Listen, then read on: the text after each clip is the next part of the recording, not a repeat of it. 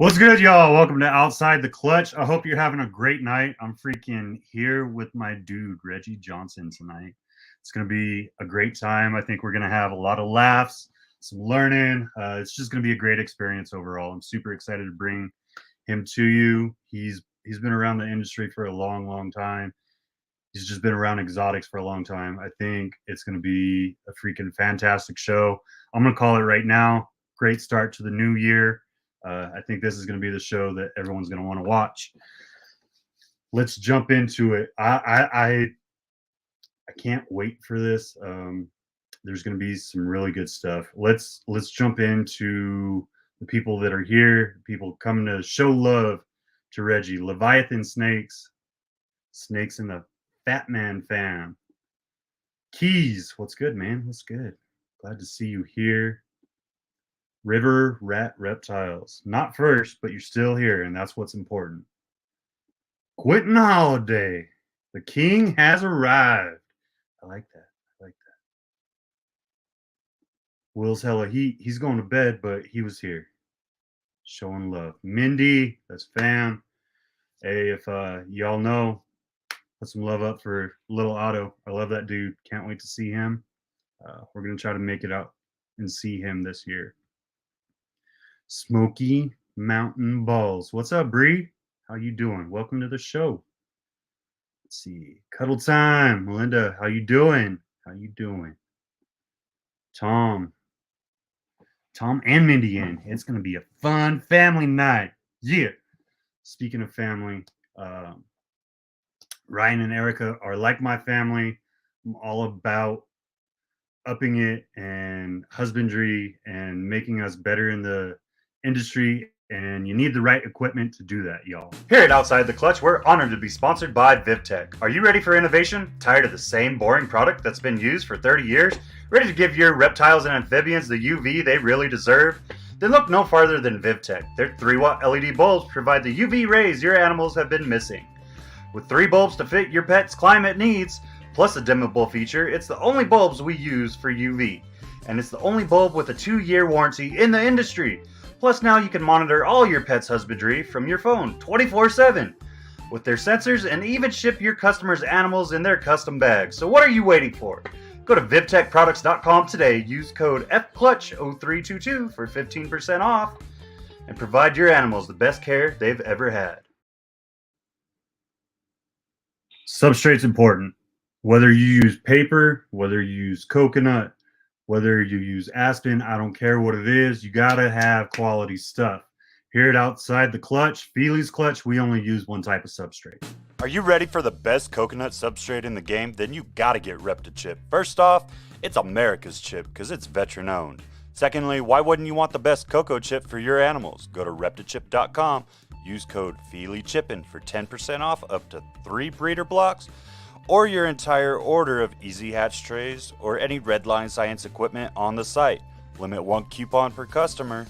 Or reach out to me as a representative in the El Paso area, and don't forget to join the Reptilution, where all profits go to helping those in need within the reptile community.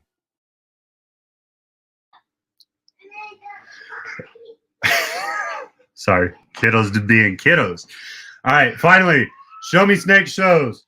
Let's give some love to the Show Me Snake shows. They're popping up everywhere. If you haven't checked a show out yet, we're going to be traveling to some of those. That's hopefully where I'm going to see my Timeless Morphs fam. I'm going to try to meet a Missouri show and go see them.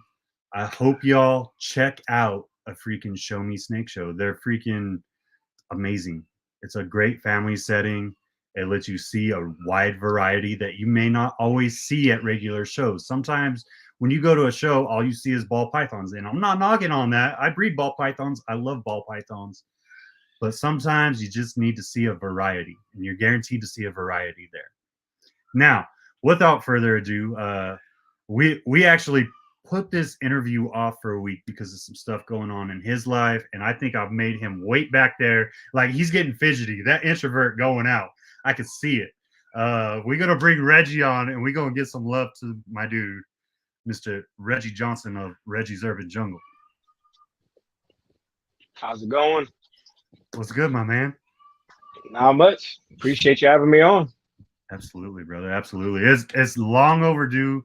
Like I said in one of my stories this week, man, we've been talking off and on for like I want to say like 2 years now, 3 years, ever since I saw you at Arlington. Yep. And we never put two and two together. I was like, man, it's time. Like I gotta bring Reggie on. It's time. Especially after that kick. Like that kick that you just did was probably some of the greatest stuff I've seen from you since you started. Appreciate it, man. Yeah, everything happens how it's supposed to when it's supposed to. So Absolutely. here we are. Um, so let's jump into you before we get into all the craziness that is the jungle. Mhm. Um, tell us about your bring up, man. Like what made Reggie who Reggie is right now? Um, I had a lot of influence from my mother, grandma, and auntie. Raised by three strong women. I was always the weird kid, like we all say, out catching frogs instead of playing sports and all that at a younger age. So, I used to collect garter snakes, frogs, turtles, all of that good stuff. And my mom didn't see it as weird. So when I asked to buy it, my first snake was a orange creamsicle corn snake.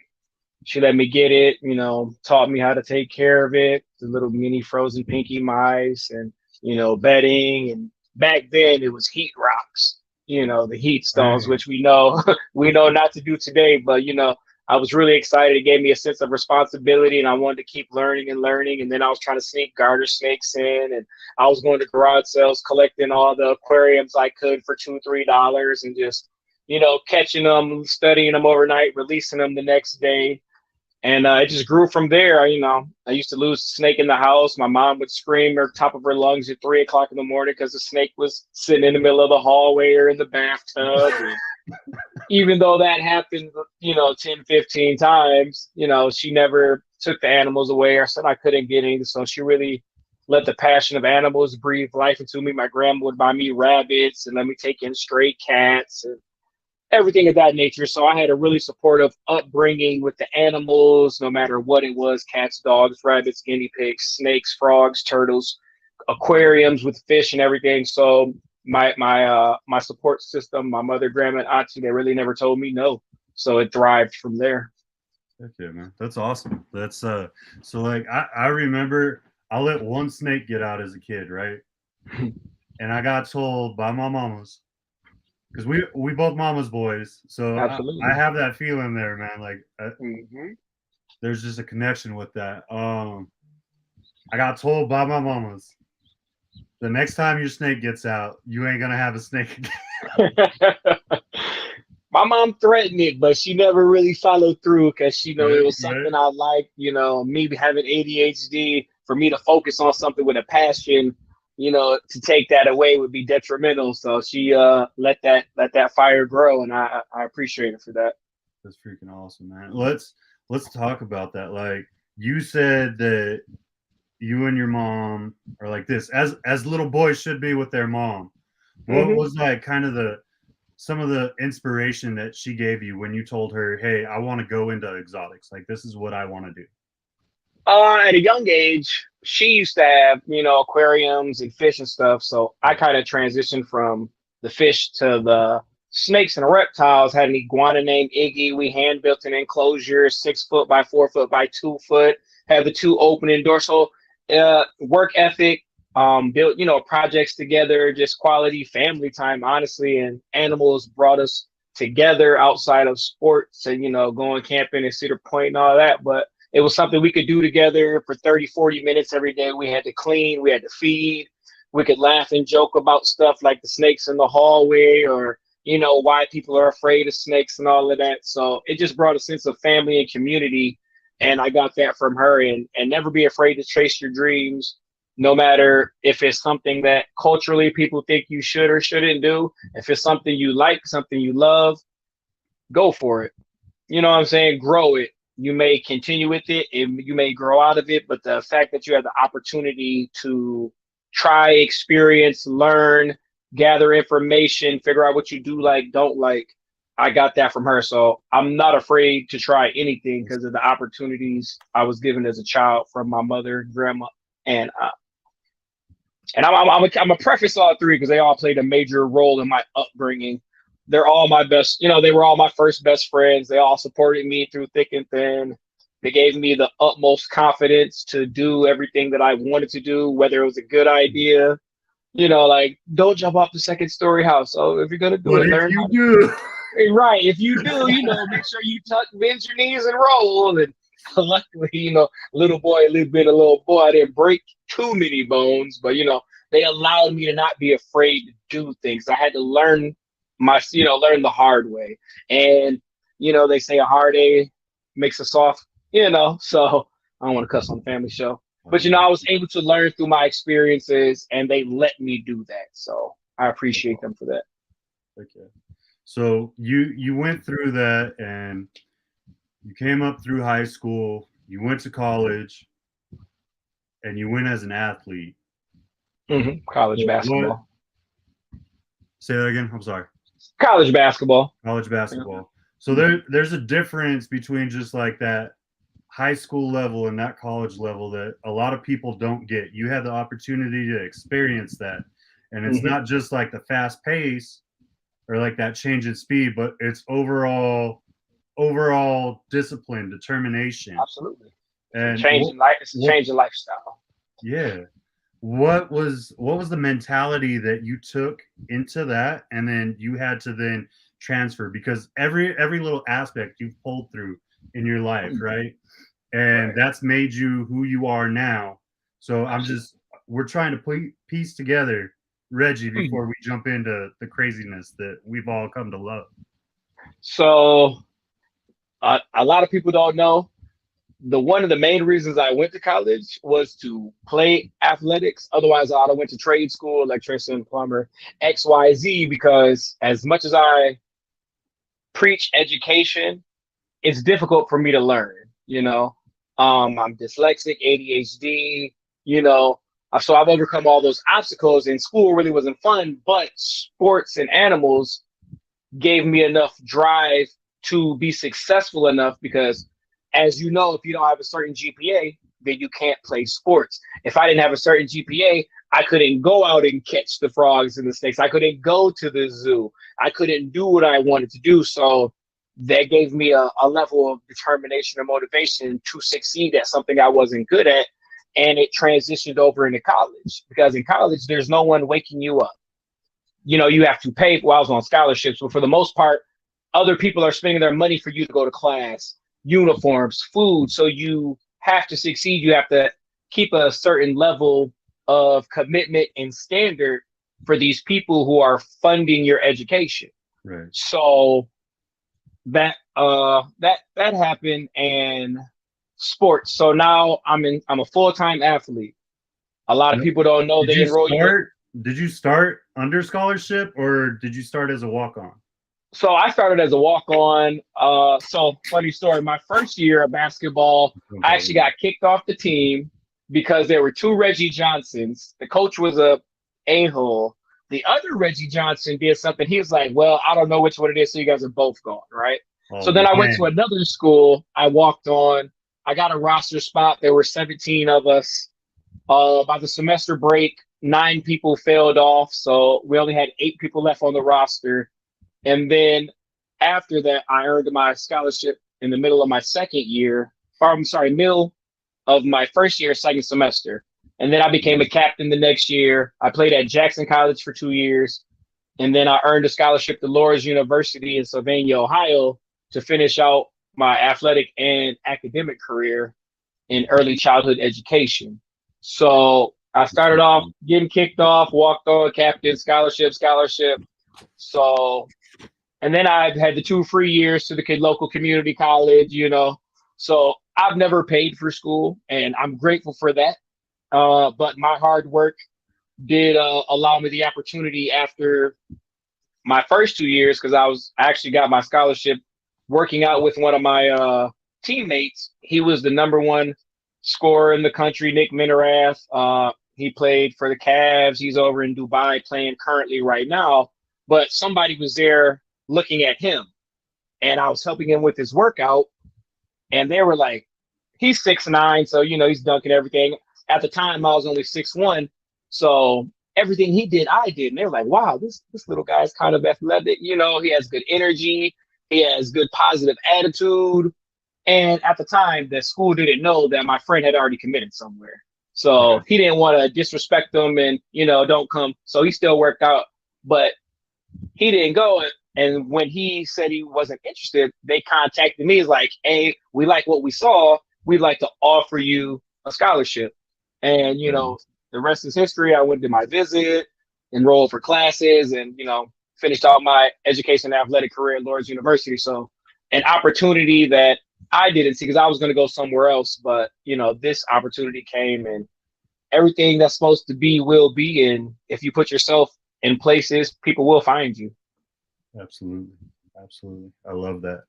Now, you've had probably a richer exotic life than most of us, to say the least, right? Like some of us might play different exotics every now and then, but you fully lived the life of an exotic keeper.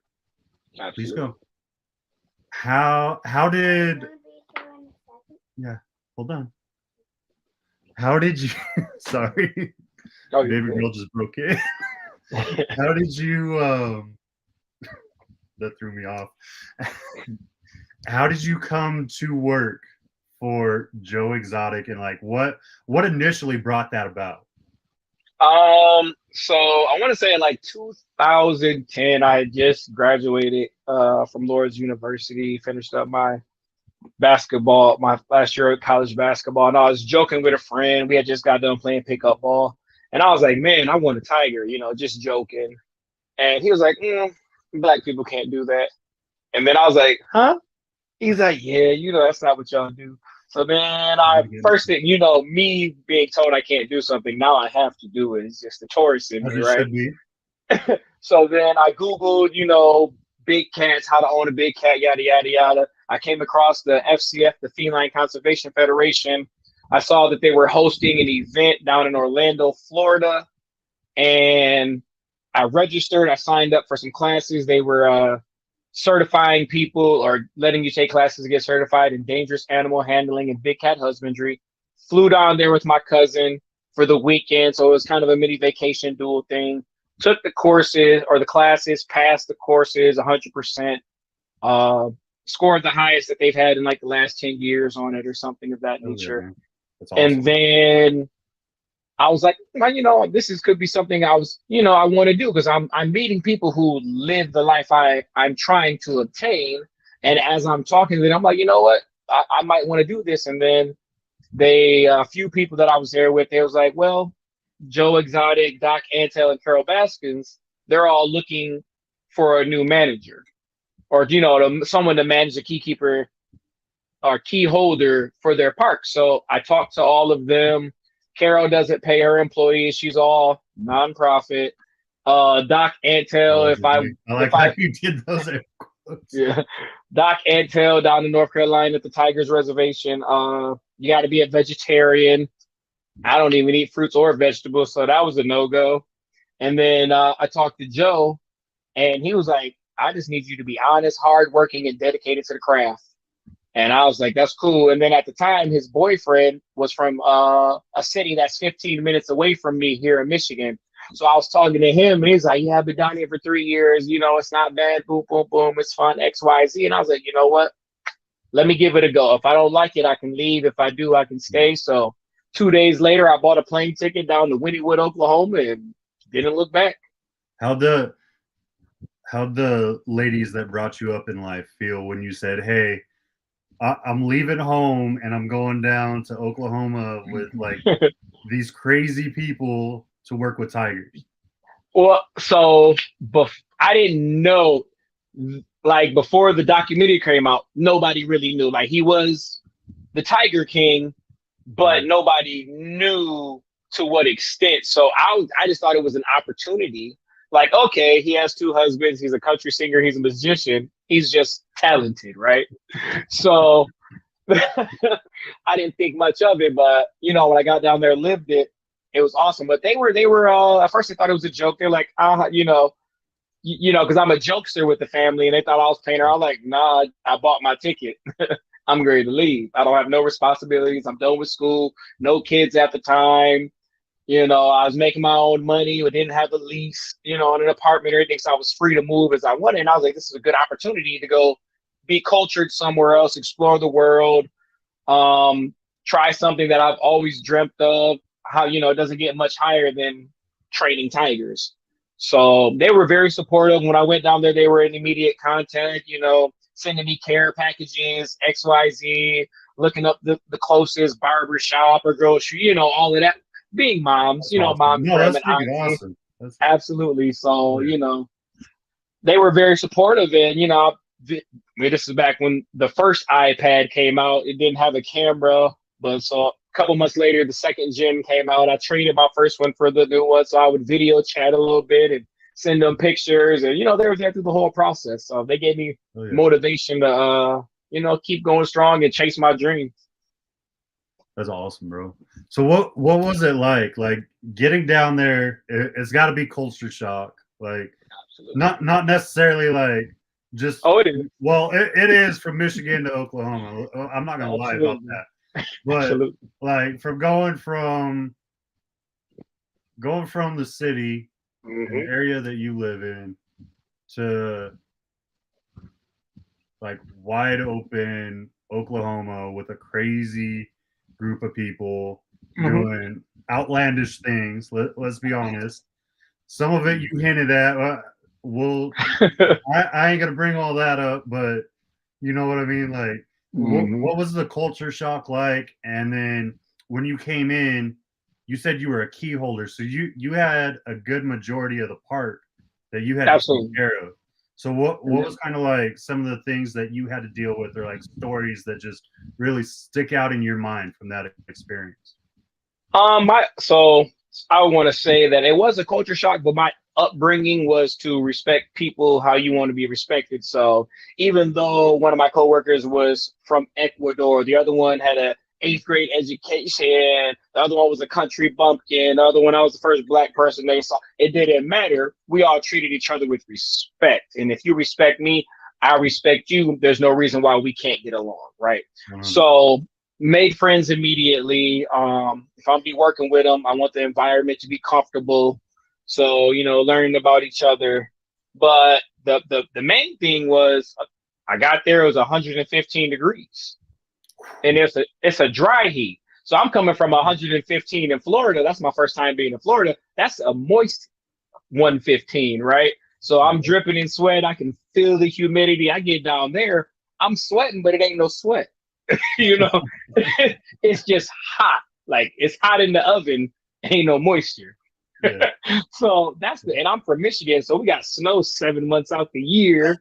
So I'm down there. I got a hoodie and sweatpants. I had to cut the sleeves and the legs off and adjust. But after that initial heat wave, adjusting to and acclimating to the heat, my allergies were good because I got a lot of allergies, and it's a dry heat, so my allergies were fine. So I didn't no stuffy nose, so I was good. And then actually meeting Joe, meeting the other staff, realizing that this is not the normal environment that I'm in, but they're respectful.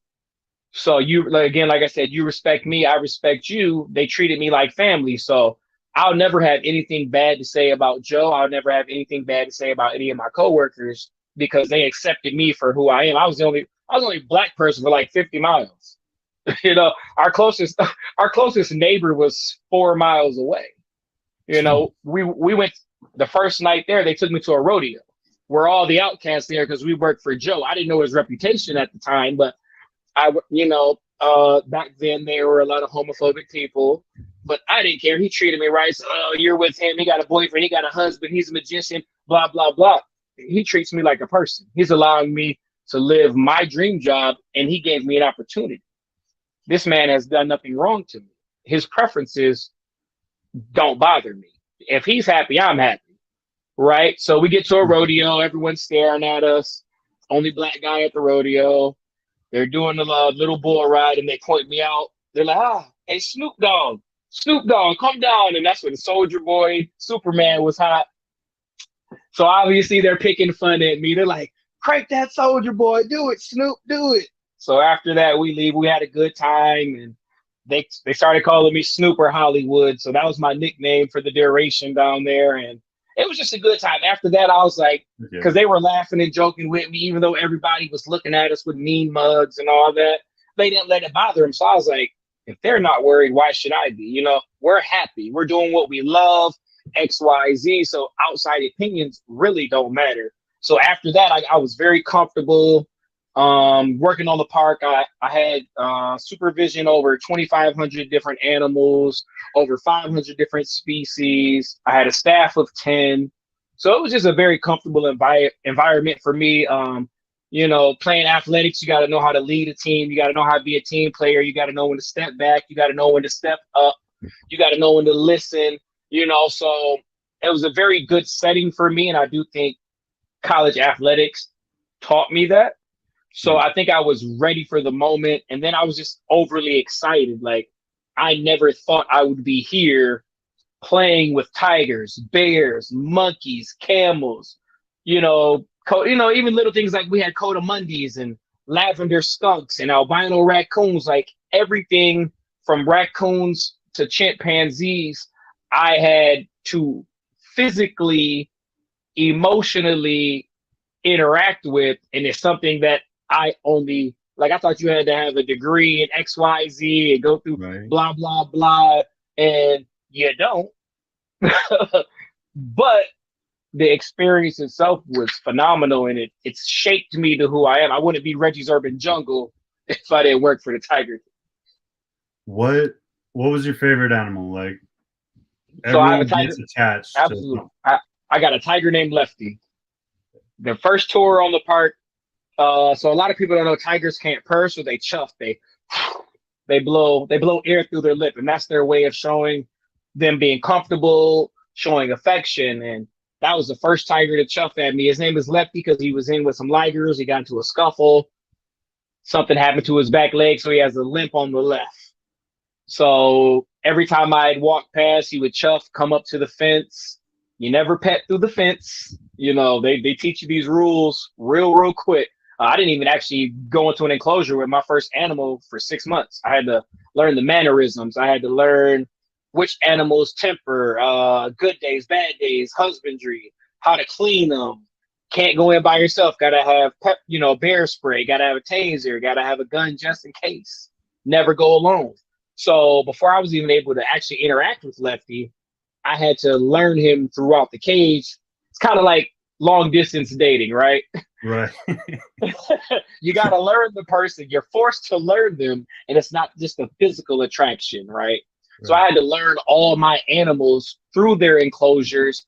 So that way, if something did happen with one of my staff, I was able to properly handle it because I could assess the situation just by glancing. Just like people understand their dogs, I had to understand my 2,500 animals on a personal level. So I think I built the bond with every single animal, learned the enrichment, but Lefty by far was my favorite. And number two, I had a snow white tiger. So that's an all white tiger with gray stripes, not the black and white royals, but it's white and gray. Her name was Tanka. And at the time she was like one of 17 in the world. And just a beautiful, they're giant house cats. Honestly, you go in, they throw their bodies on you. They rub their face on you. They lick you. They want to cuddle on your lap. So it's just a surreal experience. And I got to live that every day. You know we're gonna get in trouble for you saying that, right? Not why? You can't compare a tiger to a house cat. You absolutely can. No, said you absolutely. Someone's gonna say something about that though. I guarantee it. They're just 400-pound house cats. Like I had wolves under my jurisdiction. They're just dogs. They're loyal to a fault. Once they accept you into the pack, they protect you with their lives. You know what I'm saying? So it's more than just a zoo. We were a rescue. We gave these animals comfort. It was a sanctuary. We gave them enrichment. We gave them a better life from the situation that they came from. So they were not pets, but they were family. And that's how I treated them. That's awesome, bro. That's awesome. So let's jump in from like working for craziness and doing what you love. And congratulations on accomplishing your goal of being a man. I'm not going to say all that, but being a man who got his tiger, whether it was yours or not, you got to spend time with your tiger. You know what I mean? Well, You had your cabin I'm house. USDA licensed, so I can legally own them. I did my 6,000 hours of hands-on training, got signed off by a USDA professional, all of that. So legally, I can have them. So what made you go from like, let's be honest, like tigers are bigger than freaking lions are. They do more damage. Like if we're being honest, the tiger is the king of the beasts. Absolutely. Absolutely. So going from lions don't even live in the jungle. The pinnacle, bro, the pinnacle apex predator to ball pythons. So I had a daughter and I had to come back and handle my responsibilities. So that's the only reason I left. It was either dream job or be a father. Obviously, I chose being a father. I'm a full-time single father of a 10-year-old. She's motivated me more than anybody can imagine. Boom. There we go. Yeah, so she's motivated me. She's my little mini me, and she go everywhere I go. And the goal was, before all the stuff happened with Joe, the age she is, she's 10 now. We were going to go back, and I was going to go back to work for Joe. But it just so happened that the park is no longer there, so I'm not able to do that opportunity. But I was going to come back, raise her to her age where she was slightly independent enough to where she could handle herself while at school. And, you know, if something happened, she'd be all right. But it didn't work out that way. So now it led me to ball pythons. I actually started off trying to breed boas. I wanted to make a moon glow boa so bad. So I went out, bought all the ingredients, grew them up, tried for 3 years and got absolutely nothing. I got a clutch of ball python eggs on accident because I was a rookie. I was housing 3 of them together in the same enclosure, didn't know the sexes, and got 4 eggs randomly. Looked up how to incubate them. I accidentally got successful, hatched them, sold them to the pet shop. This is back in 2012-ish, 14-ish, whatever. Sold them to the pet shop for $100 a pop. I was like, I just made $400 on accident, you know? And then I looked up how to breed them. And then I saw the pie, Snake Bites TV with Brian Barczyk popped up, and then immediately got hooked. And then I was buying I bought spiders, mojaves, but I'm buying all males because they're cheap, me not knowing. Now I'm 30 snakes deep and they're all males and I got 2 normal females. So then I had to go back, reevaluate, think out my game plan, and, you know, go from there. But the transition from tigers to ball pythons was an easy one for me. I needed to have some type of animal in my life while I was being a father. And I actually brought back a lemur and a kangaroo with me from Oklahoma. And, you know, I still had my exotics. It wasn't a tiger. I was going to bring back a mountain lion, but I was like, 200-pound mountain lion, newborn baby, poor parenting. So I did not. But yeah, so I've always wanted to go back. If the opportunity presents itself to where I can do so safely with me and my daughter, then I will. If not, I'm very comfortable doing ball pythons. I get you. I gotta ask real quick. So with your work with all these different species of exotics, what's it like going to a zoo for you now? So every time I go to the zoo, I have pictures of all the animals that I had. So every time we go to an enclosure, I'm like, well, here's me with this on my shoulder, or, well, here's me wrestling with the bear. So it's very mundane. So it's not she almost fell. That's why you don't rock in your chair, kids. It's still exciting, but the not being able to be hands-on is difficult for me because I would go into a ringtail lemur enclosure and have 15 lemurs jumping on me, licking my ears, snatching my glasses, trying to empty my pockets, right? And then when I go to the zoo, they're like, oh, stay away, extremely dangerous. And I'm like, yes, exactly, to the normal person. Right. And then people will be walking by and I'll be telling, oh, but yeah, we have a lemur at home. And they're like, you have a lemur? Yeah, like, no, you don't. And then show the video and the pictures are like, oh my God, you have a lemur, blah, blah, blah. Or I remember Daddy had the white tigers. Yeah, I remember Dad. And they're like, you didn't have no white tigers. And I show them a video of me in the backyard, 3 white tigers jumping all over me. They're like, what are you doing here? Why don't you work for the zoo? And, you know, so it's a lot of questions when people over here. But for my daughter, it's exciting because she wasn't able to be around the big cats other than she was around lemurs and kangaroos, right? I had a 9-foot alligator as well. But other than that, the zoo is semi-exciting because she watched all my videos. She's seen all my pictures. And she's like, my dad did. You know, so it's kind of one of those bragging rights like, I bet your dad didn't do that. My dad did. And yada, yada, yada. So it's fun. And then I have access to a couple private zoos for a couple of my old coworkers and friends like that. So she can get a little more of a hands-on experience. But going to a zoo is not as fun for me. And I view it on a critical scale because I had to abide by certain health regulations and ordinances for my animals. So if I go to a zoo and I see an underfed animal, it's not just me being a Karen, right? It's me knowing that this tiger has to have anywhere from 10 to 15 pounds of meat every week. You have to have 2 fasting days. There's a minimum amount and a maximum amount. And I can tell by that animal's body shape if I can see his hip bones, if I can't see his hip bones, how he's walking, the energy, if there's being enrichment. So I'm analyzing from a different perspective than someone just going to look to say, oh, there goes Simba. Tiger. Right. I'm going in like, he doesn't have this enrichment. That ball's too old. It doesn't look like he's eating properly. It doesn't look like they're doing X, Y, Z. He may need medical care, right? So it kind of stresses me out when I go to a zoo that isn't living up to the standards. And you know which zoos are doing the bare minimum, and you know which zoos are doing the most for the quality of life for the animal. And for me, I worked at a rescue because I want to improve that life. You can't send them back in the wild, right? Mm-hmm. There's less than 1% of their natural habitat left in the wild. So unless we keep them in captivity, all of our big cats are going to go extinct because humans are being humans. And so when I go to that a lot of people don't, I'm sorry, I shouldn't interrupt. No, you're good. Finish yours, bro. Get you.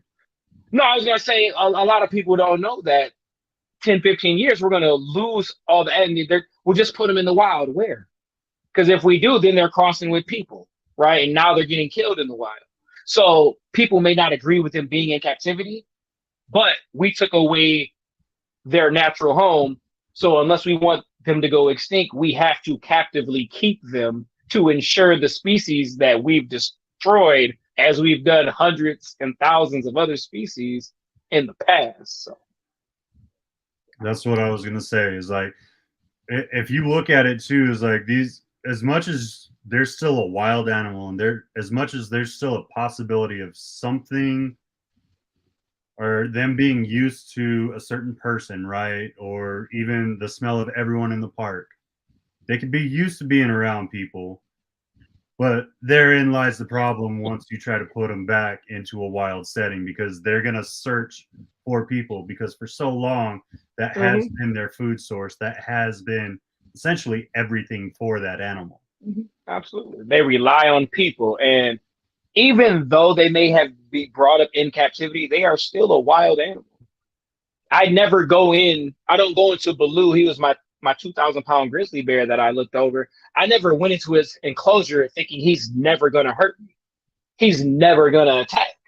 I have to respect you as if you're still a wild animal under precaution. So I have my bear. You know, I have all my protective measures. I never go alone. But you also have to read the animal. And I put myself willingly in those positions. So if I were to get attacked or something bad happen, it's not the animal's fault, right?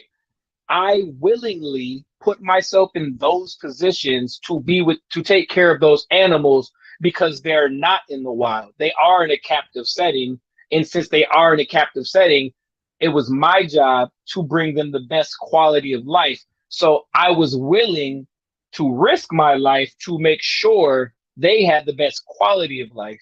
And a lot of exotic handlers and keepers will tell you that it's not the animal's fault. You can't blame the animal for being an animal. We chose to do what we're doing, and they're still wild animals, just in captivity. 100%. And I think it's really important to understand that, and the fact that that passion that you had for those animals has now drawn over to what you're doing now. So the fact that you have, I'm guessing that's a 40, so that's probably like, that's a 65. That's a 1065. So I got 152 snakes right now. Yeah, like you have a bunch of animals, but every single one of those animals receive the exact same care. They all get enrichment. They all get the love Absolutely. that are required, right? And the day that comes, and we're seeing it more and more, unfortunately, in the industry, I think we're getting people that necessarily don't see them as just animals. Or maybe that is the issue, that they do just see them as animals and more of like a livestock or an investment. Right. And that's it. You know what I mean? As a business. You got to carry that passion on both ends. Mm-hmm. Now, I tell people all the time that if I wasn't making any financial gain, I would still have 30 plus snakes, right? I had snakes before I knew they were profitable. Now that I'm able to increase their quality of life from them, you know, they're paying for themselves.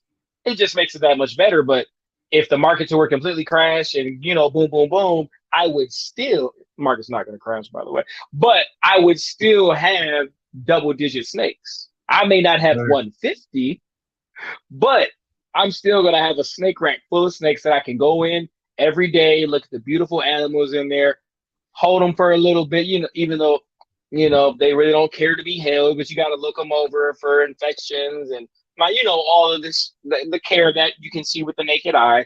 And they would still get them once a week rat and clean and all that. But I just enjoy being able to come in here and open up to see the living artwork.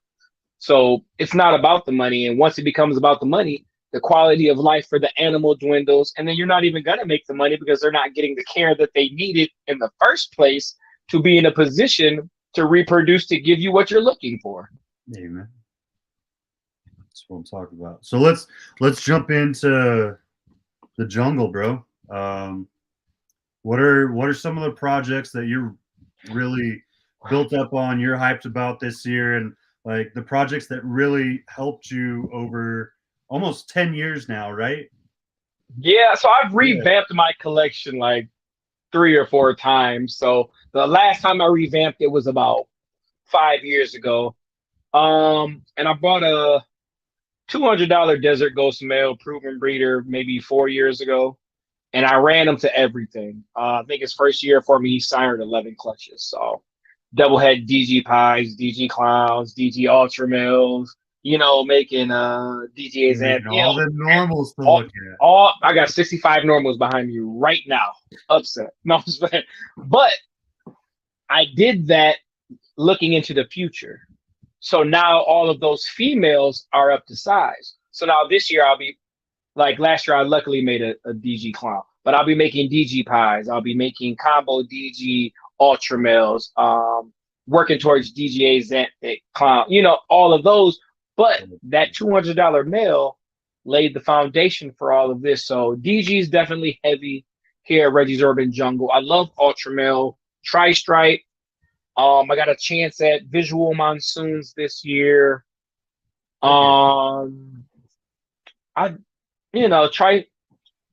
clown, DG, monsoon, ultra male. I'm in 11 different recessives, so it's hard to pick one. But you know, clown 150 snakes, bro. Yeah, I know. I'm trying to dwindle it down, but I can't because they all tie in. You know, we're in the age of double, triple, quadruple, quintuple visuals now. So I can't let them go. So, but I'm very excited. I'm only going for about 15 pairs this year instead of the 30 or 40. I want it to be quality animals, you know. I want to hit a visual monsoon or two that I can hold back. I want to hit the double visual DG pies and the DG ultra males and DG hypo clown, you know. So I'm trying to do that instead of just making snakes to make them. I'm focusing more on the quality, not the quantity. And I mean, I did. But I there's always not a did that. recession, bro. You just Oh, there's said not. it. So I'm just giving you oh, crap. I know. I'm just giving But instead of having 10 $5,000 clutches, why not try and make two $20,000 clutches? Or I'm nowhere near a $50,000 clutch yet. But you know, that's the goal to strive for. Less animals, higher quality. You know. Yep. So that's my goal right now. I feel that, bro. I feel that. There's so much that you have to focus on, and like you were saying, like you had the foresight to see where the industry was going, and to really set up your pairings. This is one of the things I brought up on my Discord, right? Is like, so every Thursday I start looking at topics within the industry, and I try to put out a topic within the industry that I think is relevant or brings some value to them. And I was like, hey, how do you legitimately work your projects? Like, if you're trying to work a project, how do you, as an individual, choose to work a project? Because you may need those backup males. If you're doing a backup male, are you trying to make like an exact twin? Like, are you trying to keep exact same genetics? Are you willing? Like, some are world's first. So if you try to throw that to something, you can't have that backup, or you hope you can at least hit one of those recessives, right? But so how do you work your recessive projects when you're trying to work something? For me, obviously, you look at Canova, you look at Billy, you look at RCR, you look at Ozzy, you know, you look at all the big names, Bob Vu, you look at them and see what they've done with that. Is it even a project that I want to go deep into? Because there are some projects that look phenomenal in the first two generations, but then there's not much more you can do after, right? Like we thought that with Lavender Albino, and then Canova comes out with Starburst, right? So now that's got a new fresh kick, but it took what 6, 7, 8, 9 years to go just from a yellow snake. Now we're getting pinks. Now we're getting oranges. No, we toss it into sunset, and now we're getting a color palette that we've never seen before. So there are people who can innovate like Justin and take these simple recessives that people have shunned off and find the perfect combination. So for me, I find what I like in its base, and then I try to put it into as many recessives as I can, because multiple recessives works well together, because typically it's a color changer or an extreme pattern changer.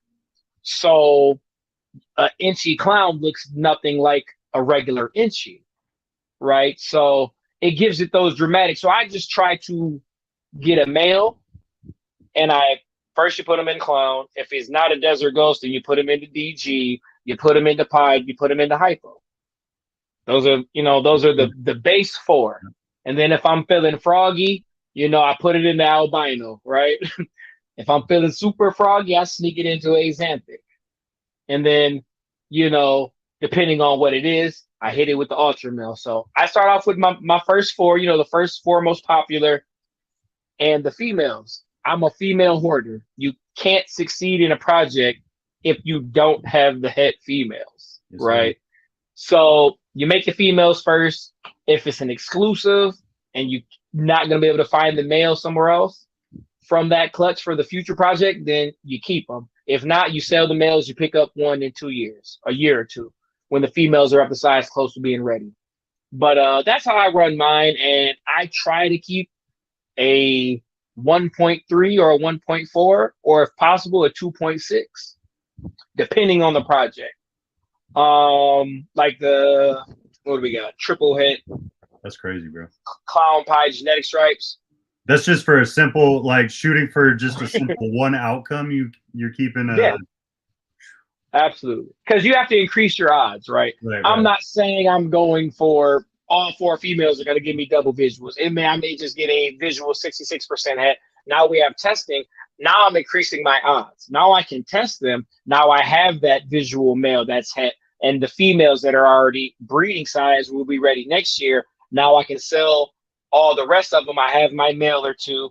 Now I have a 1 in 8 chance instead of a 1 in 16. So I'm not always going for the 1 in 16 off rip. If I hit the odds, beautiful. If not, then like back in the day, you used to grow them up and play the hoping game and prove them out. Now with the genetic testing, I don't have to. Either you is or you ain't my baby, right? So, so now it makes that process easier. It kind of takes some of the fun out of it because last year I put a leopard lavender albino pasta double head kinky to a pasta double head axanthic clown. It was one of those, they were both laying around. I need to prove them out eventually. Not the best idea, because if one was and one wasn't, you wouldn't know. But luckily, I got a leopard clown out of it on the last egg, and they both proved out. And that was exciting because me putting pasta double head to pasta double head, I'm like, I'm not going to get jack squat. Oh, And then the very last egg, boom, a beautiful leopard clown female. I'm like, bet they both proved out. Now I know I got at least a het clown female, and my lavender albino is now het for clown. So now that changes my perspective on how I can work that project. But it was the excitement not knowing that I was going to get a clown, or I could. But for those projects, I love to hoard females, try to shoot for the double visual or the visual het, and then go from there. So let's talk about it and that excitement, bro. Like, you're excited over any animal, obviously. Like you love your animals, but of course, you hit that double recessive, and a lot of people haven't, unless they're big dogs in the industry, right? There's very few people that are like that next level up, right? Mm-hmm. Which is, I would very much consider you like just like basically one tier down, if that. I wouldn't even really say that. But I appreciate it. I feel like I'm down here, but thank you. You've been in the game for a little while. Like you have that respect. You've earned that respect. What was it like just cutting into that egg and you didn't know what was gonna happen, and then you see it, like you got that double recessive that you've been shooting for, that like culmination of years of work, starting out from essentially single genetics into what you got now? So my first double recessive visual was on accident. So I had a pastel clown, 100% het, desert ghost, pos het hypo, but I didn't know he was pos het hypo at the time.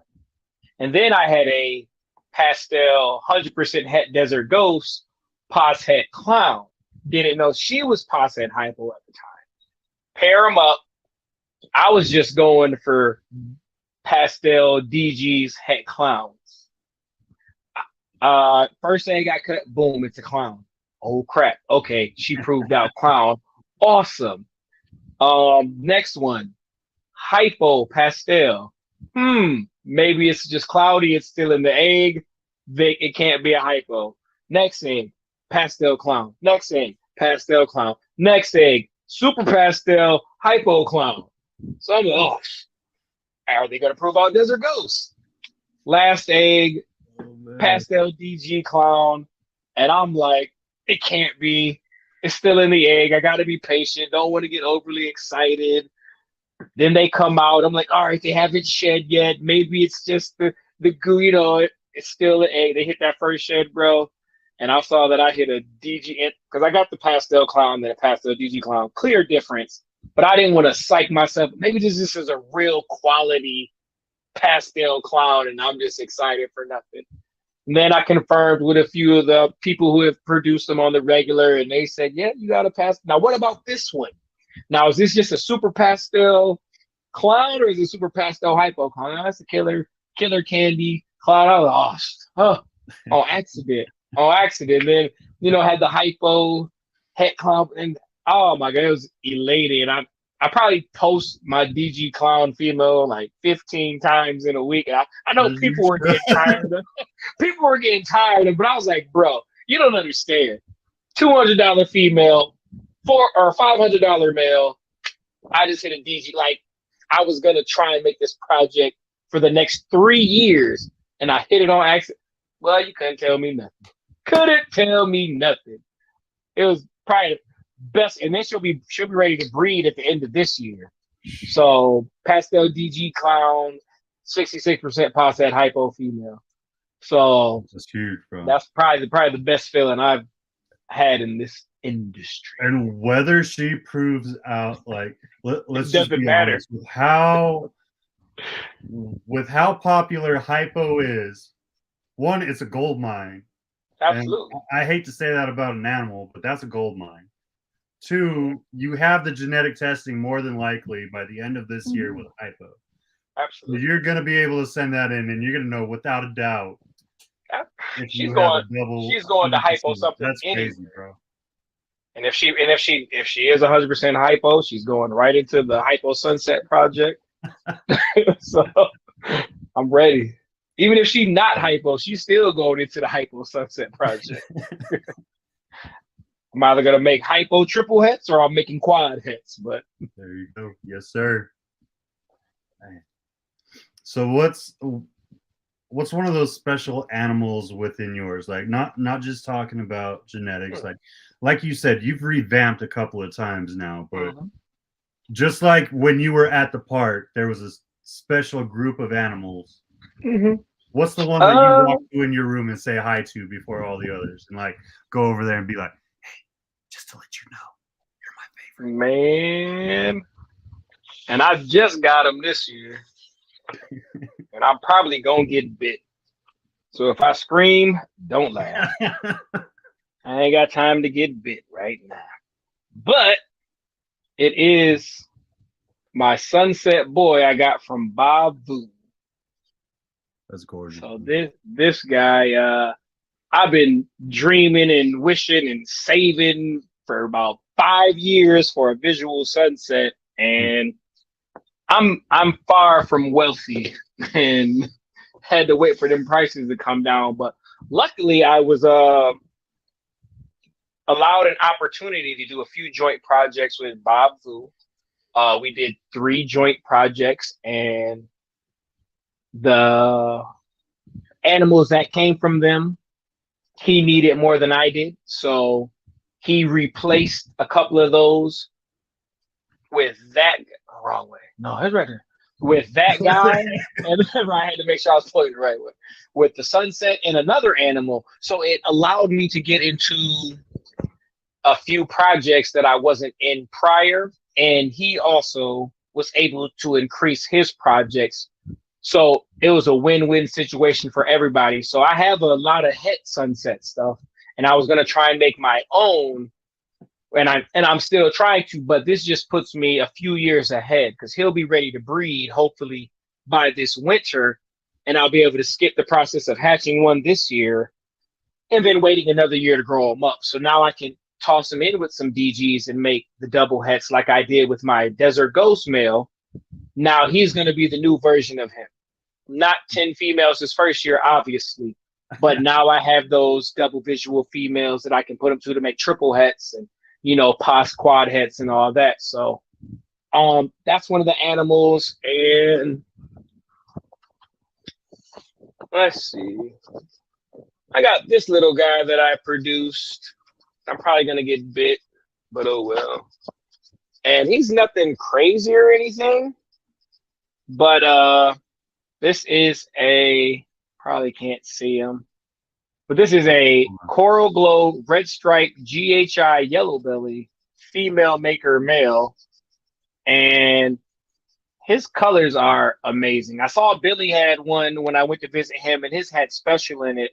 So I'm one gene away from having the one that I saw, that mutation curation, but the lavenders, the oranges, You know, they always say the camera doesn't do it justice, but Never does, bro. Never does. once I get special in there, then that's just one of those project dream animals that I saw once and I had to recreate it. So luckily the odds are in my favor because I have a super special female that when he gets up to size, I'm gonna put him to so I can have a shot at it. But those colors are phenomenal right now. I can only imagine what special is going to do to that. So that's two of my favorite animals that I take a peek in every now and again.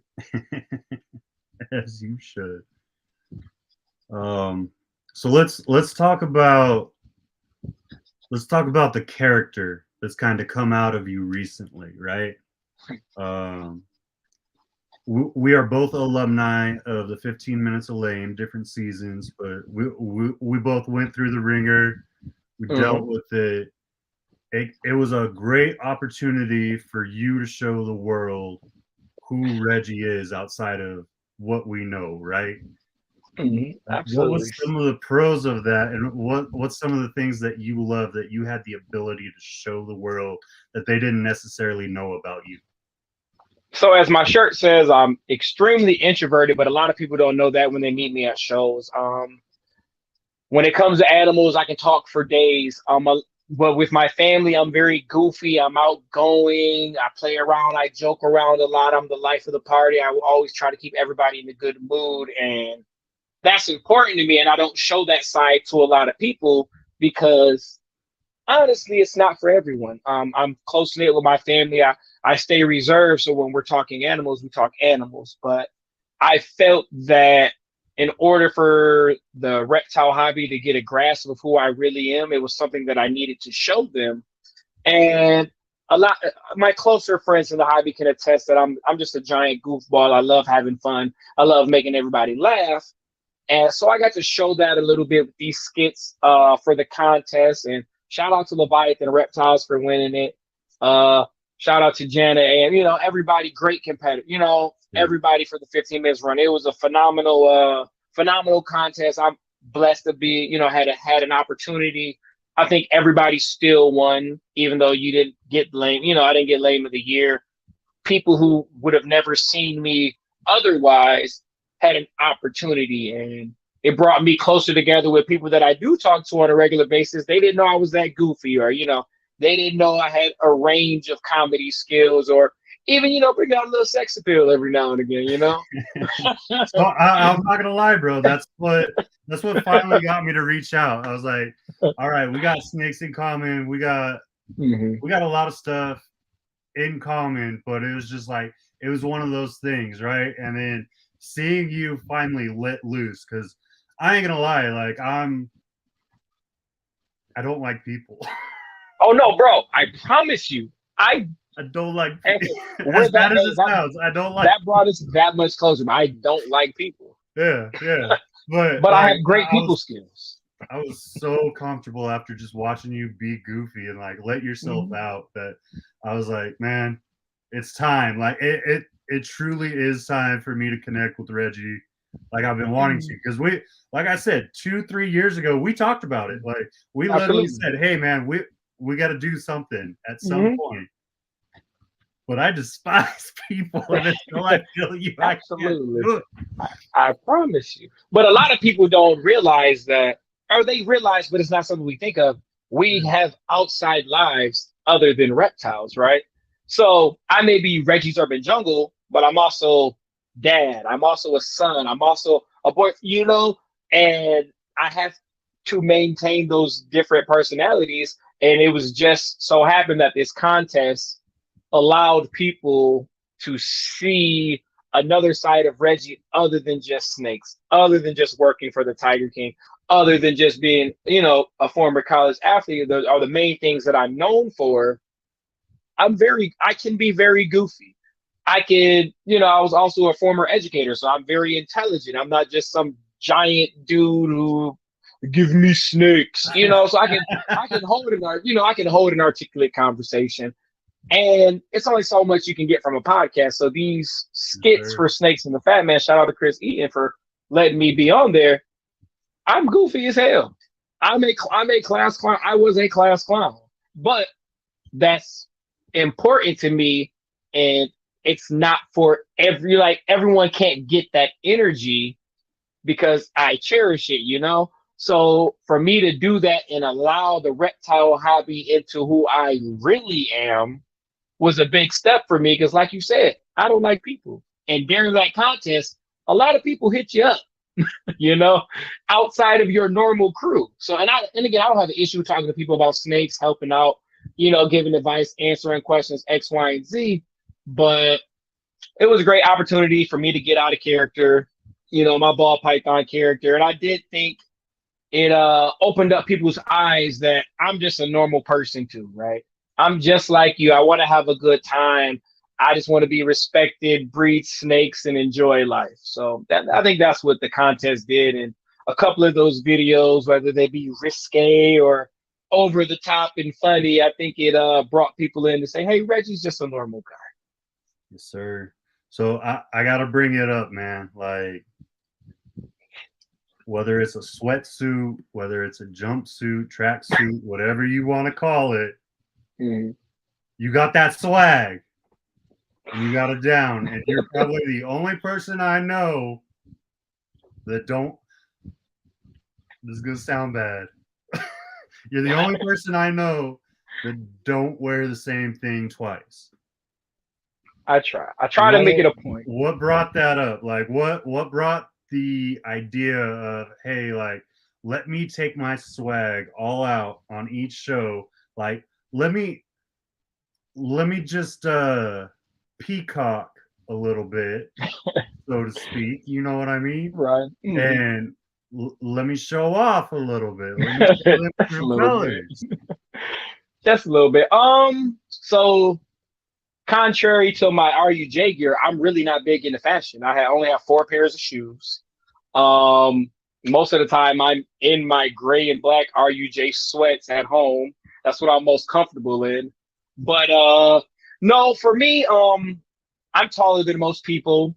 I'm a large human being, so you already see my height. And then if I put on giant bright colors or, you know, a cool little tracksuit, I'm easy to spot. And I think I built my reputation and brand by going to these larger shows, taking pictures, handing out shirts and merchandise to any and everybody who would take a picture with me. And I would come home and just post 100 pictures like you're showing right now. Just you'll see That's 70 the one, pictures. bro. That's the one that killed me. Kill Bill jumpsuit got me, bro. There we go. How many 6'3" black guys you see walking around in a giant yellow tight jumpsuit, right? Yes, sir. So, but I stand out.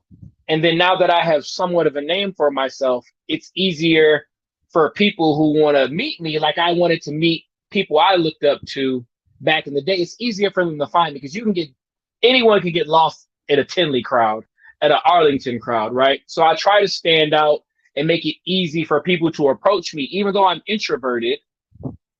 I don't like people, but at the reptile shows, I'm a people person. No. You know, so standing out is something I look forward to. And like I have an idea for this upcoming. There's a slim chance I'll be able to make the March Tinley because I got a lot of things going on at home right now. But if I am able to go, I have something that hasn't been seen in the hobby yet that I'm excited to bust out. So I try to stand out and give some people something to talk about for a little bit. And, you know, you see Reggie, and now people are talking about Reggie's Urban Jungle. Let me go check out his page and see if I can see it. It brings traffic. And then they're like, wait, ain't that I saw such and such wearing that in his video. And blah, you know, so it's free promotion, free advertisement, and who don't want to look good? I get you. Well, let's talk about that networking, man. Like shows are so important, and you've been blessed to be able to really travel around the country to a lot of these shows, meet a lot of the top dogs in the industry. You're even from a state where one of the top dogs in the industry is located, right? So a couple of them. What's been kind of your ability to branch out and talk to these breeders and just like people within the industry that whether they've changed and went to like Barchek, where he's gone to more of a zoo mentality, or others throughout the industry? Like you're able to really network and get out and work with everybody. And what do you think has kind of pushed you to do that, and what's brought you to be able to find your voice with all of it? So when I first got into the hobby and I was a young pup, like I said, I used to go up to any and everybody I saw on social media when I was at these big shows. I would ask for pictures, and I had a 50% success rate.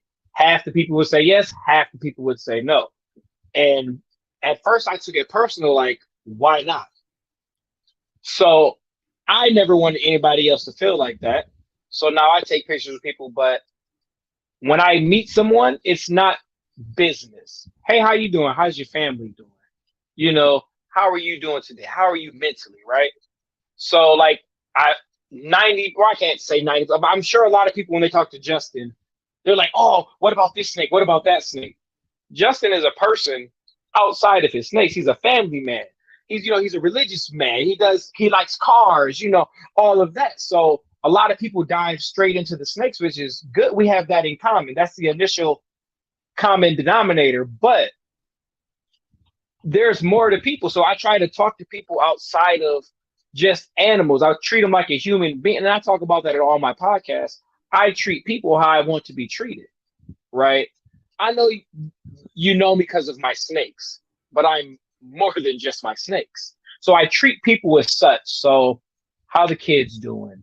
How, XYZ, I heard through the grapevine you're on a fitness track. How's your fitness journey? Little things like that. Like, oh, this person cares about me as a person. So I do that. In my first few years, I probably gave away 200 shirts and hoodies for networking purposes. And then people were gracious enough. But Billy Rose and Austin and Elion were one of the first to rock a Reggie's Urban Jungle shirt on a video. And that gave me 500 subscribers that day off rip. Who's Reggie's Urban Jungle? Then, Justin wore it. When I saw Ozzy one time, he didn't know me from a grain of sand. Hey, Ozzy, how you doing? I'm Reggie. Boom. Hey, walk with me real quick. He took me into the Tinley to his table to set up, and we just talked for an hour. He didn't know, so it's little things like that, just putting yourself out there. And I try to talk to any and everybody. If I don't know you, I'm gonna get to know you. If I've seen you and I think I might know you, I might call you the wrong name. But I'm gonna approach you, we're gonna laugh about it, and then we're gonna form that relationship if it goes there. Obviously, closer with some than others. Some people are acquaintances, some people are friends, some people are family, as it should be. But as introverted as I am, I always put myself in a position to become more than just acquaintances or more than just boom. If we're friends on social media, speak to me. Don't be that Facebook friend who just liked my post. Shake my hand. Right. Take a picture, right? I'm guilty of that. No, like I ain't even gonna lie. I got so much going on the daily. Like I'm like, I want to show people support, but like let's be honest. I spend so much damn time on my freaking phone and laptop, like outside of just animals, like doing the marketing, doing the social media crap, trying to do school because I'm still trying to finish one last piece. Congratulations. Trying to build two different companies essentially at the same time is freaking insane. But like, so I'm like, I go through and it's almost like I death scroll on purpose, and it's just like, all right, I haven't talked to this person in like a month. Let me just shoot a quick message real quick. Hey, how you doing? Miss you. How's life? Type thing, But I'm definitely guilty of that, and you're right. And that's one of the things that I kind of talked about in the stories this week, right? Was like, with all the craziness going on in this industry, I think it's super important we get back to what this initially was, which was fellowshipping with each other, whether it's just over the animals or just getting to know. Like you and me, we've talked multiple times, but we never really got to know each other, and this is opening up new doors, and hopefully it continues to grow. You know what I mean? But I think that's a lost art that a lot of us have. As you said, you live by your golden rule, which is the golden rule, right? Treat people the way you want to be treated. Absolutely. Actually care about someone. Like don't come to someone for just, hey, I need this out of you and expect a friendship in return, because that ain't how life works. Not at It's all. a give and take. It ain't just a take, my man. But you've been very open about that, and I think that's sorely what this community sometimes gets lost from. You know what I mean? And people like you, I'm trying to be better about it myself, but we as a community have to 100% be better, and we have to bring that better. You have done a great job of that by setting your circle and having the people that you care about stay close to you and like mesh together. What's some of the things that you look at? Like, one, if you had to say your circle, and I'm not going to say, hey, name them all. I don't want like someone to be like, hey, Reggie forgot to say my name in this. But you know what I mean? Like, who are some of those people within the industry that just like really stick out, have mentored you, like kind of check you when you need that check, be like, hey man, you're slipping a little bit. Let's pick it back up. Right. So I say on every podcast, my ball python best friend is Keisha from Splashback Reptiles. Every single day we talk about snakes. I don't think we've missed a day in like 3 years, to be honest. We're bouncing ideas off each other's. We're showing our saved lifts on MORPHMARKET. Like, I got 3 of her snakes right now. She got 3 of my snakes now. It's basically one giant collection. If I got it, she got it. If she got it, I got it. Like, I bought Sunset, so now she don't got to go buy a visual Sunset because I'm building the foundation for Sunset projects. And she gets first pick, right? Vice versa with her projects. I get first pick. So it not only does it save us money to increase our collection, we can diversify in multiple directions. So I would say Keisha from Splashback Reptiles, Billy and Austin, you know, they tap in. They're way more busier than I am, but they still make it a point to tap in, to check in on me. Will from RCR, he's busy as well, but you know, he checks in on me. Rodney from Black Sun Reptiles, he just got a promotion in his career, so he's very busy. He's a family man, but he always makes it a point to reach out every now and again to make sure I'm doing good. It's like, you know, they're one of the friends that you can go 7 months without talking, and as soon as you hit them up, it's like you guys, you know, never left. So I got a lot of people like that because I understand outside of reptiles, we have families, we have careers, you know, XYZ. Who else? My guy Q and Jeremy from the Bro Group, we chat every single day. And they're diversified. So Q got tarantulas, he got retics, he got worms, iguanas. Jeremy has boa, you know. So we're diversified. So they keep me in check. I keep them in check. Who else? Look, now I'm gonna leave out some people.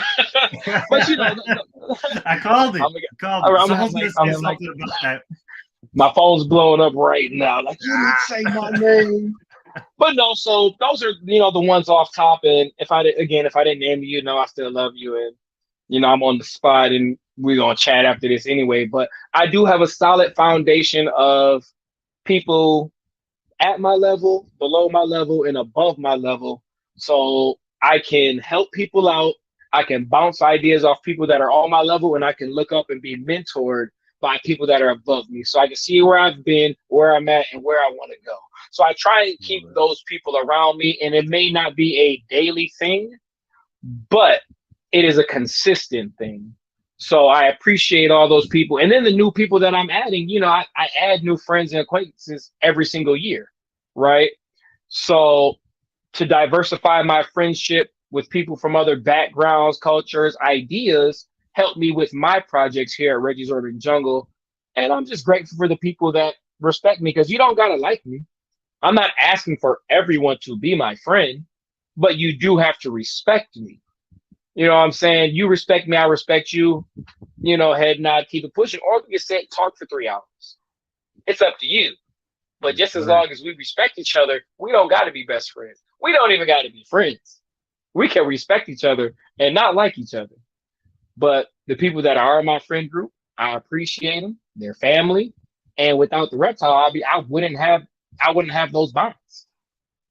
So I gotta ask this, man. You've worked with an extensive amount of species. Like you have probably laid hands to more species than a lot of people will ever imagine. Absolutely. Is there an animal that still raises the hairs on the back of your neck and scares you? Absolutely. Tarantulas. Oh, I'm not gonna say I hate spiders. So I have a quick story, right? So I help people overcome their fears of snakes, baby step, one step at a time, look at it, slowly pet it, hold it if you're comfortable, stand in the same room, yada, yada, whatever. So I'm like, I can't be a hypocrite. I can't tell people to get over their fears of snakes, and I'm afraid of spiders. Right. So as most people know, I have a slight obsession with tigers. And I got like 5 tiger tattoos, worked for the Tiger King, had a few of myself. So I'm like, all right, let me get a spider. I know better than to not research the species. So I just type in tiger. Venezuelan sun tiger pops up. It's bright or black orange, got the stripes on the backside. Boom, boom, boom. I'm like, gotta have it. So I buy one. I did not know they were the fastest arboreal climbing species. So I'm like, I got the enclosure set up. So I successfully feed 3 or 4 times without incident. The 5th time, I open it, right up the arm. Reflex, and people might be mad, but immediately. I know it hurts. I couldn't help it. I thought I was going to die. Not really, but immediately. So all my spider people, I understand if you hate me for a couple of days, but it was a reflex. It was like a boom. And I just looked at it. I was like, I'm sorry. Had a little burial and everything. But then I realized it's okay to be afraid and not like them. But that wasn't for me. You're not about to be flying up my arm. And then I didn't realize it was for short bursts of energy, but I almost shat myself. Like, I'm 6'3" and a half, 220. I got you. It was almost a running one, right? But so I'm afraid of spiders if they're not in a controlled environment. But the fact that it had the wherewithal to come out the enclosure, I didn't even feel it come up the arm. I heard it. Wind blow. Done. I felt bad, but I never, tarantulas are for me, to say the least. And I love bugs, and like I'm afraid of grasshoppers. Oh man! So it's something about the arboreals, right? Like all the arboreals, for some reason, they have this bright color. Mm-hmm. They're beautiful, beautiful animals, man. Mm-hmm. I have not been able to keep a tropical arboreal spider alive. Not do it. I live in the middle of the desert. I can spray that thing like twice a week. Just try to keep its humidity right. I cannot do it. Right. Right. My wife adores these freaking what are they called? It's an avicularia. It's a blue avicularia. I forget what it's called, but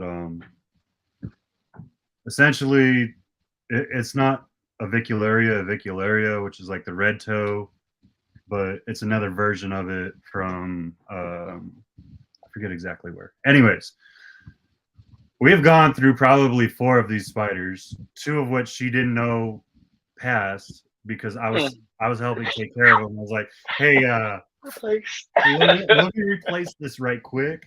Right. So that being said, we now only have desert species. I was freaked out. Like I don't know what it is with my wife. She likes some weird stuff sometimes. All right, she likes some weird stuff. And me being the husband that I am, I embrace her and I empower her. And like, well, if that's what you want, let's do it. Do your stuff. Absolutely. You take care of it. A couple weeks later, I end up taking care of it, and it's all good. It was definitely not a P Metallica. I'm too afraid to deal with stuff like that, or the orange baboons. They got their place. I ain't gonna touch them. But Exactly. Exactly. So now we have some desert dwelling terrestrial spiders that are like super slow growing. We kind of started with those. Like that's what I make my Halloween post with. Like I'll place it on my face. I can get over it. Like I've used this tarantula for education shows. I know it'll just sit there in the palm of my hand. It won't even move. Like it's just super comfortable. But I could tell you this: the first month and a half of that tarantula being in my house, I did not sleep. Absolutely, you can't. No sleep. You can't. But it's a good learning curve though, and it's unfortunate that the incident happened with mine. But it's a lesson on do your research. Because if I would have started off with a slow terrestrial spider, I wouldn't have had that issue, and then it wouldn't have had to come to that, right? As ball python breeders, we can't keep everything alive. As hard as we try, there are some that just go. The tarantula was my fault. I didn't do my research. I take full blame for that. But it was a lesson, Reggie, don't stick your nose where you don't know. Do your research. Become thorough like you were with your snakes, with your tigers, with your ring-tailed lemur, with your kangaroos, with your crocodile. You know, do the research if you're going to keep this animal. So I learned my lesson. There goes Q, the homie. That's one of the people in my circle. He almost fell again. I need to quit rocking in this chair. What? Best my You're gonna see those. What size are they? Like 14? 13? 13. None too crazy. Big old size 13s. The bottom. Woo! It's not the feet. It's not the shoes I'm worried about. It's my ugly feet. I was a college athlete, boy. The toes is ugly. So let's kind of jump into it, man. You've been an educator, you've been an exotic keeper, an exotic breeder. Everyone that kind of comes into this, they seem to come in very headstrong, ready to go. They want to build up that steam right away. They're not necessarily ready to take in that knowledge right away, right? What's some of the things for those jumping into the industry that you would like to pass on? Study, research more than you think you need, because if you think you know, you don't. Even if you did know, you still don't. There's 1,000 ways to do the same thing. Find a mentor. And mentors have no age. I got 3 mentors that are younger than me. I got 4 that are older. I got a couple that are my same age. You know, the same age. So study, research, mentor. Come in for the right reasons as well. If you're coming in just for money, you're probably not going to make money.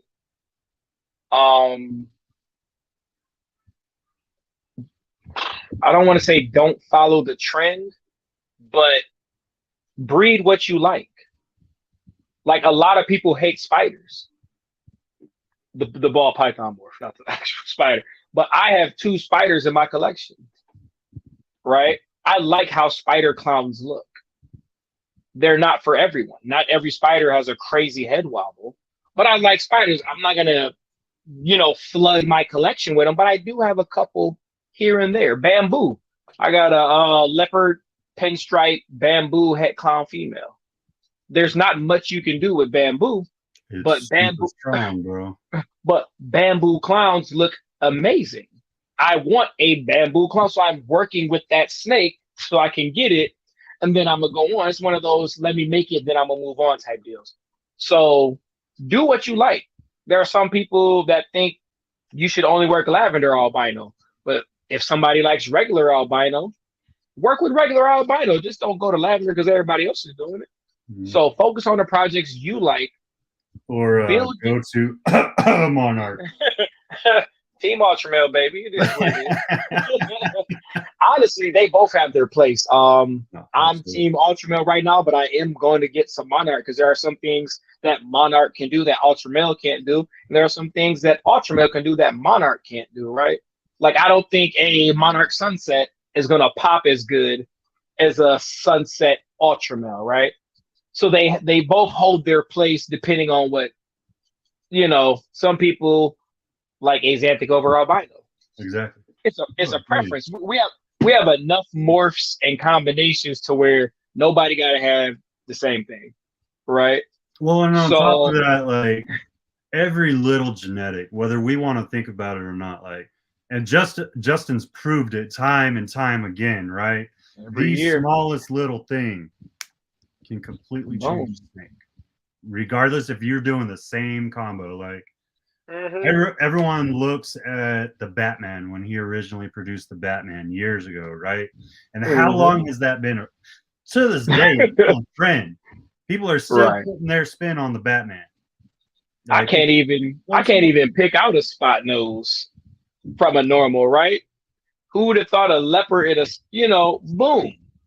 That's crazy. And he does it every single year. He's done it with black pastel, he's done it with cypress, he's done it with spot nose, he's done it with special. Like special was a forgotten gene. And now it's in darn near everything. Like you gotta have a special something something clown. Lace. Like how long has lace been around, right? So now he's done put the spin on it. Like nobody cared. I almost fell again. I gotta quit rocking. He put this he put the spin on the white lace and boom, boom, boom. And now all these $100 jeans are now $1,000, $2,000 jeans just because he took the time to figure out what it went with. Granted, he has different. I ain't gonna say different. He has a little more resources than we do, a little more space to just a little house bit, them. just a little bit. Just a smidget. But the fact that he can think outside the box is why he is who he is, right? He's doing nothing different than we are. He's breeding snakes. He's just taking the time to say, hey, this subtle change with this subtle change might go boom. And what people don't think about is how many things have he tried that didn't work out, right? We only see the successes.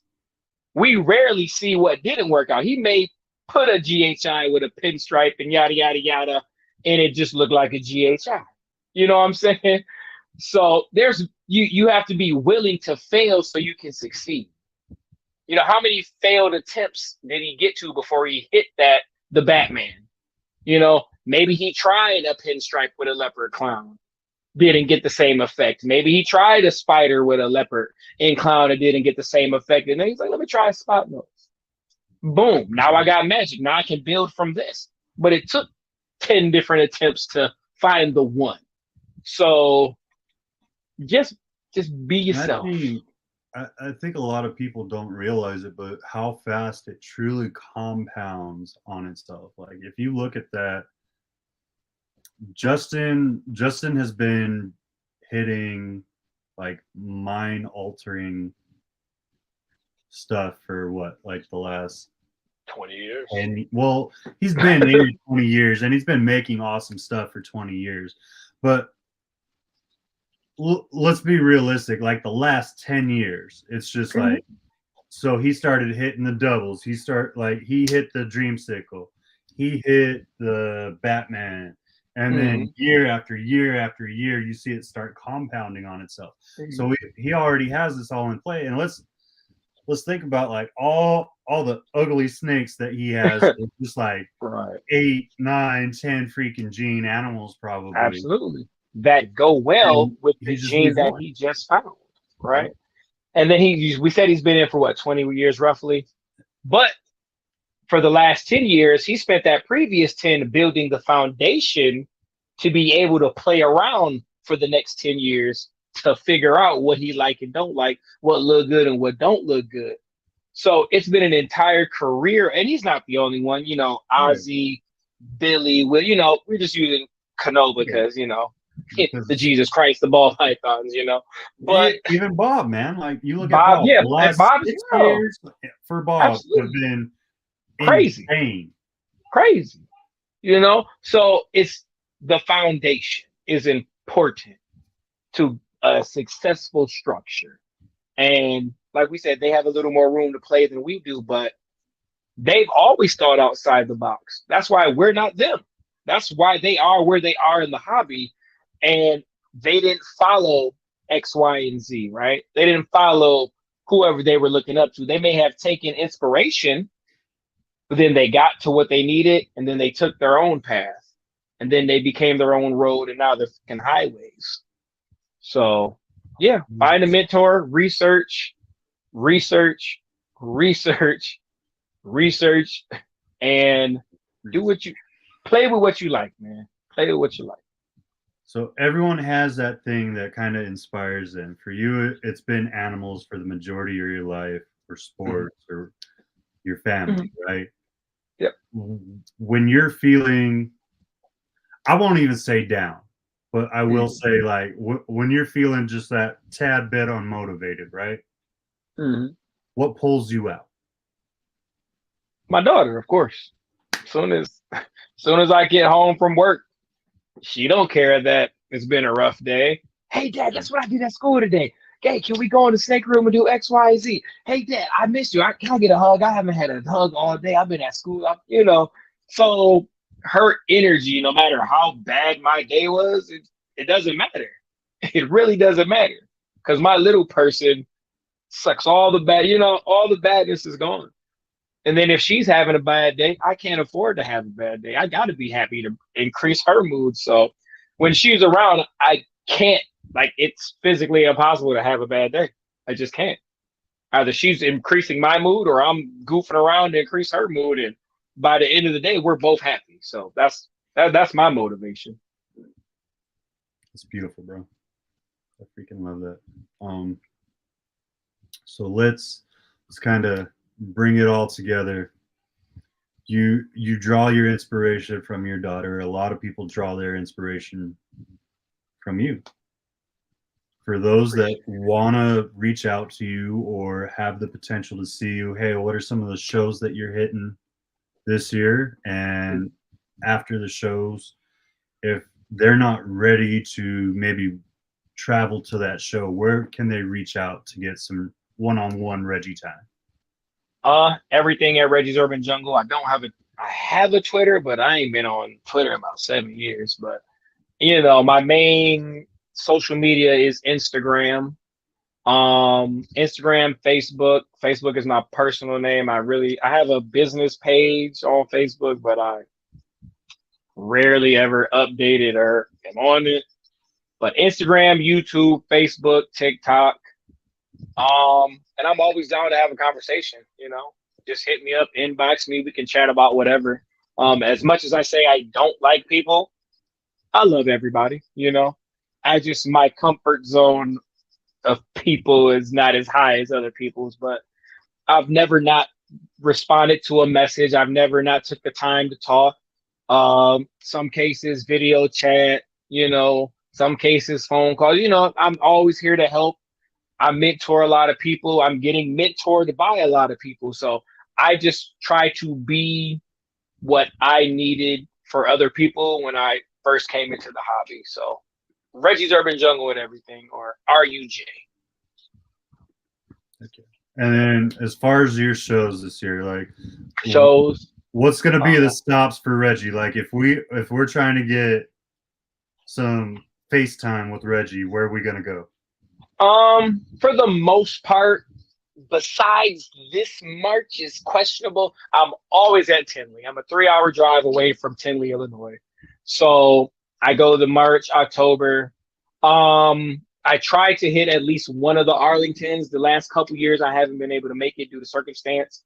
And Daytona. Those are the 3 shows that I try to hit every year.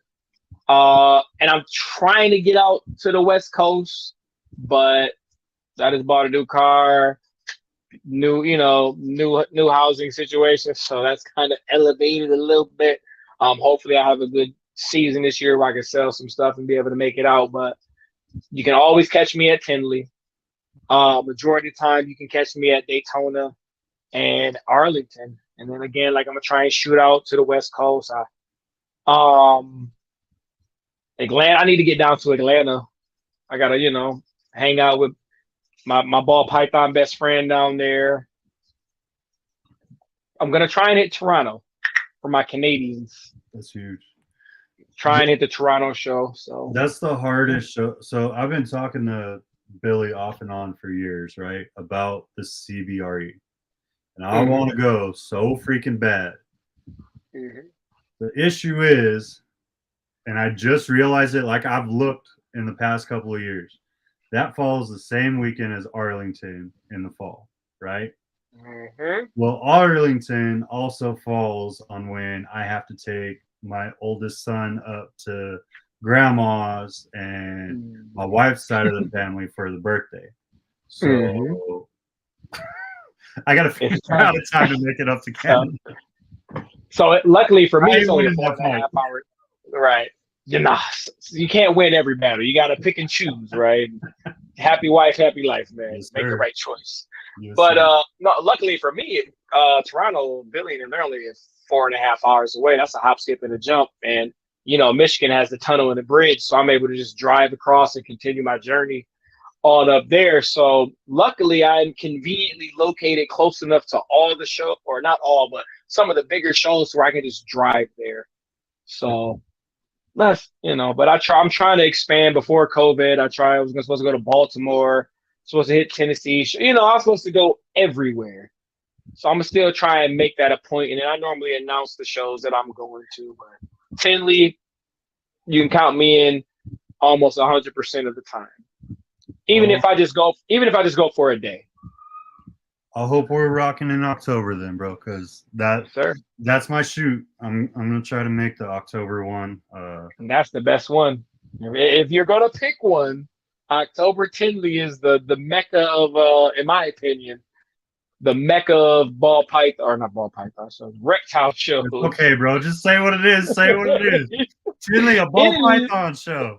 It's a ball python show with a couple other species, sprinkled in there, salt-based sprinkle. But no, Tinley, October, be there 100% for sure. March, 50-50 right now. Just depending on how the coin flips, So that's awesome. Reggie, brother, I appreciate you. I think there's just so much that's going to come out of you. I'm glad you're opening up. I'm glad you're letting the community see the goofy side of Reggie finally. There's so much that I can't wait to share in life with you. I think there's just a good vibe with you overall, man. Like I really appreciate you taking the time tonight. Well, thank you for the opportunity, man. Like I always say, you didn't have to put me on your platform, but you did, and it's always good to have an actual conversation with people you chat with. A chat and a conversation are two totally different things. So I'm glad we were able to do that in front of everybody who checked in. I appreciate everybody for stopping by and taking the time to hang out. Appreciate it. I'm gonna drop you off in the back real quick. I'm gonna close it out and we'll get going, brother. Yes, sir. If you want to hang out, you're welcome to. If you got to take care of little mama, I understand that too. Oh yeah, I can hang out for a smidge. All right, y'all. Give some freaking love up for Reggie. His stuff is down below in the description. If you get the opportunity to spend some time with him, hey, please go out, spend some time with him. It's just gonna be a great time. Next week, I have a dude that I'm super excited to. It's another guy that I haven't had the opportunity to do a lot with, and that's Mr. Ryan Thomas of SSR. So make sure you check out next weekend Outside the Clutch. Have a great weekend.